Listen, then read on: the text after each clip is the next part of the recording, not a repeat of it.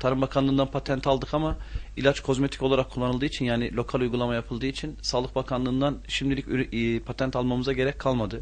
Çünkü yedirme veya içirme bir olayı yok bizim ilaçta. Sadece lokal uygulamayla, deri yoluyla, emilimiyle uyguladığımız bir ilaç.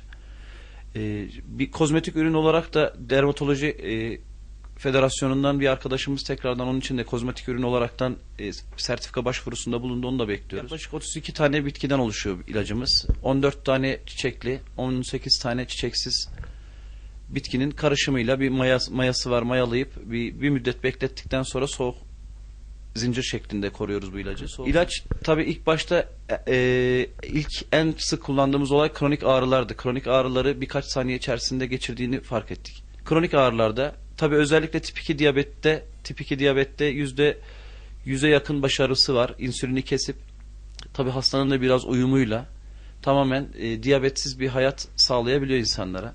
Böyle örnek hastalarımız da var. Daha sonra romatolojik hastalıklar. Romatolojik hastalıkların genellikle hepsinde şimdilik elimizde bir Henoch-Schönlein purpurası dediğimiz bir hastamız var.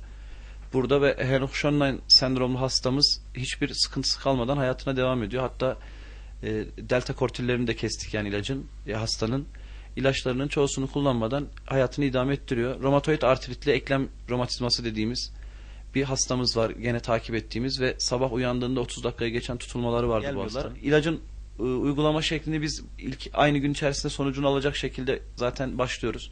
Tip 2 diyabette özellikle ilk gün uygulamayı yapıp 8 saat sonra uygulama yerini değiştirip 20 gün ara verdikten sonra 20 gün sonra bir 3. ve 4. uygulamayı yapıyoruz ve sonra işte 15 aydır 16 aydır takip ettiğimiz hastalarımız var.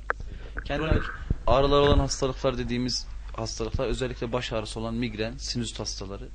İlginç bir şekilde infertil dediğimiz, kısırlığı olan, çocuğu olmayan 5-6'ya yakın hastamız var elimizde. Bu hastalardaki başarı, ki birisi bizim doktor arkadaşımızın yanında, ürünün devlete olan katkısı var.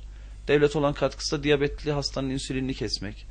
Romatolojik hastalığı olan bir hastanın günde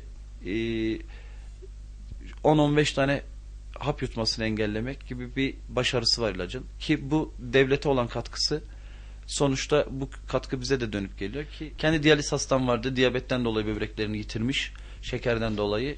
Sağ gözü tamamen görmüyorum. Sol gözümde de ışık da kayboldu demek üzereydi. Demeye başlamıştı hatta. Biz uygulamayı yaptıktan sonra şimdi gözleri görüyor ve tansiyon denen sıkıntısı kalktı. Hipotansiyon, sürekli düşük tansiyon problemi yaşıyorduk diyalizde. O problemi kalktı ve hayat kalitesi çok müthiş bir şekilde arttı. Tansiyon hastaları, şeker hastaları, romatolojik hastalıkları, kronik benim hiçbir yerim iyileşmiyor, her yerim ağrıyor diyen hastalar. Yani bir şekilde umudu tükenmiş tüm hastalar. Yani artık umut yerine sinirlenmeye başlamış olan hastaların hepsine hemen hemen iyi geleceğine inandığımız bir ilacımız var. Diyoruz, biz bu ilacı bulduğumuzu iddia etmiyoruz. Zaten yeryüzünde var olan bir bitkiydi. Yeryüzünde var olan bir bitki, sadece Rabbim iyi ki de vesile olmuş, yani bize vesile olmuş. Belki daha iyi bir ilacı başka birilerine vesile olacaktır.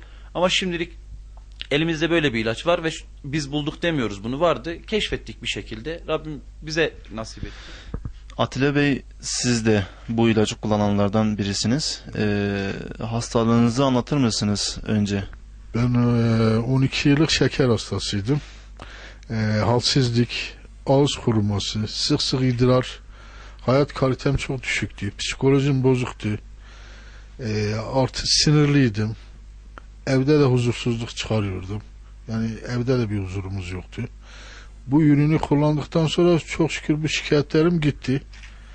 Ağız kurumam, ayağımdaki şişkinlik, dudak patlamam. Ve bu ürünü kullandıktan sonra bu şeyi de kestim. Ünitini kullanıyordum. 56 ünite. Şimdi çok mutluyum, rahatım, iyi. Şeker oranım şu anda 110, 120 böyle düşük. Önceden 200'lerin üzerindeydi. Ve sizin de yakınlarınız bu ilacı kullanıyormuş. Hangi yakınlarınız kullanıyor ve ne derece faydasını görmüşler? Eşim kullandığı şey vardı, boyun düzleşmesi vardı. Bir de migreni vardı. Yaklaşık olarak 3 ay önce bu ilacı biz getirdik, tedavi amaçlı sürdük. Şu an boyun düzleşmesi de geçmiş. Migren de 3 aydır başım ağrıyor demiyor. Hatta benim iş yerim, onun iğne ve ilaçları şu an kasadadır. Yani ağrı kesici iğneler migren için. Bazen hastaneye götürüyorduk ve hatta bazen burada hemşire bir kardeşimiz var, o iğne vuruyordu. 3 aydır ne iğne vurmuşuz ne de migrenim var demiş. Bildiğiniz. Başka amcamın oğlunun şekeri vardı. Doktorlar insülin iğne vermişti. 610'du şekeri. Sonra bir ay tedavi sonucunda yani şekeri %70'ini düşürdü. Şu an insülin kullanmıyor. İleriki aşamalarda böyle giderse tahmin edersem ilaç da kullanmayacak.